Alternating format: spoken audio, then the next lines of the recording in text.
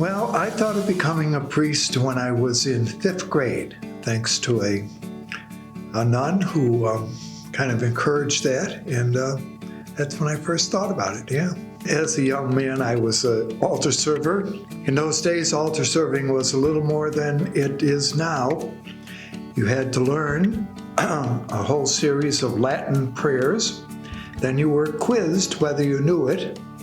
And then you were assigned to one of the daily masses, which ran from at 6:30, 7, and 8 o'clock in the morning. And often I got assigned to the 6:30 Mass.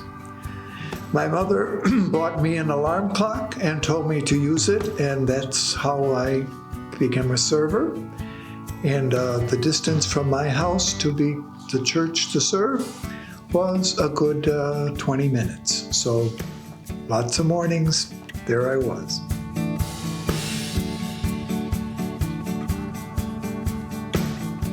I really didn't have to give up too much after I graduated from 8th grade. I went to what was then known as the Little Seminary of St. Teresa and St. Joseph.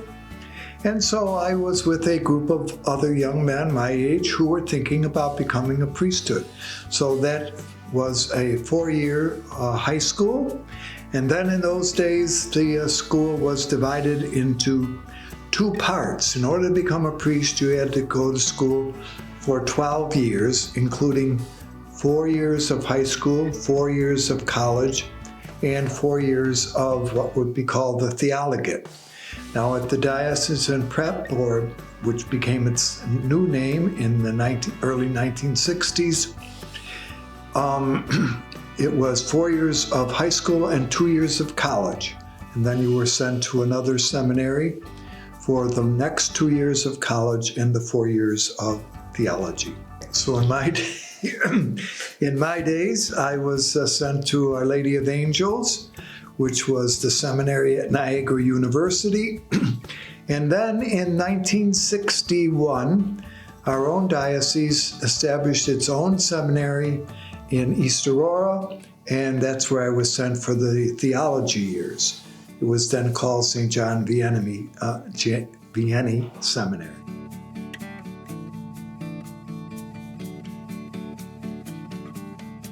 Probably you had to learn to live with other guys when I was in the seminary. We at first did not have private rooms. So at first I lived with 2 guys, and then 1 year I lived with 3 guys. But that was kind of good, but you had to learn their habits, and of course they had to learn mine also.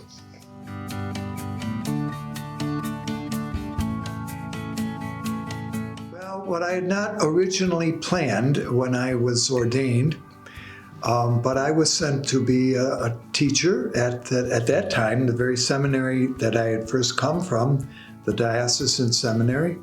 I liked teaching, and then I became, as I say, I hadn't planned on that, but I did like teaching, and that became kind of a second avocation of mine through the years.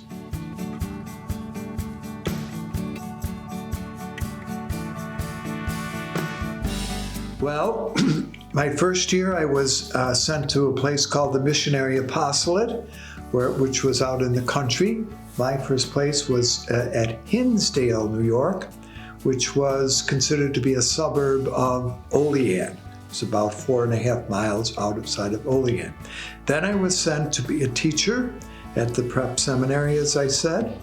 That closed in 1973. Then I was sent to Fallon. I taught there for a year, and that closed the next year. And then I was in campus ministry. I was in campus ministry for 28 years as a campus minister at Erie Community College South Campus, which we kind of developed a ministry there.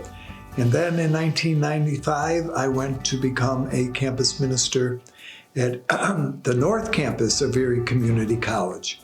And then in 2003, I was sent to be a pastor here at St. Mary's, which was the first time really that I was ever formally in a parish. So that I did. In the meantime, I often taught college courses, as a part-time teacher. And I've always liked teaching as part of my ministry in the priesthood.